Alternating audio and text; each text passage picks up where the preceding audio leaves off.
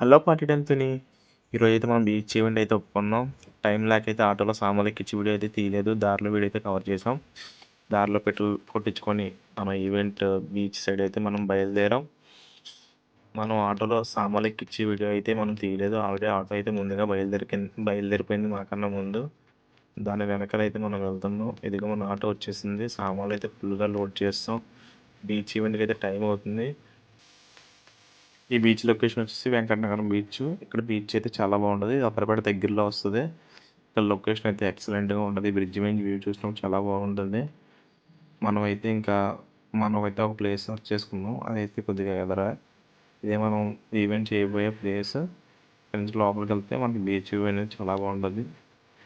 ఇక్కడైతే మనం సెట్ అయ్యేద్దామని చెప్పేసి మనం అయితే ప్లేస్ అయితే సెలెక్ట్ చేసాం. ఇంకా కంగారుగా ప్లేస్ అయితే చూసాం. చూసిన తర్వాత సామాన్లు అయితే డేపేగా దించి డెకరేషన్ అనేది స్టార్ట్ చేసాం. మనకి డే లైట్లో, మార్నింగ్ లైటు మరియు ఈవినింగ్ లైట్ కవర్ చేసిన ఈవెంట్ అనేది బాగా వస్తుంది పీకింది. అందువల్ల ఫొటోస్ అవి పిన్ చేయడం నుంచి మొత్తం స్పీడ్ డెకరేషన్ అయితే మనం అయితే కంప్లైంట్ చేయడానికి అయితే చాలా స్పీడ్గా కష్టపడ్డాం. ఇది ఓవరాల్ డెకరేషన్ అయితే లాస్ట్కి అయితే వచ్చేసింది.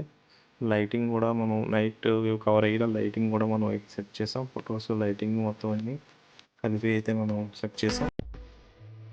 ఇది మొత్తం బీచ్ ఓవరాల్ వ్యూ. డెకరేషన్ ఎలా వచ్చిందో మీరే చూసేయండి.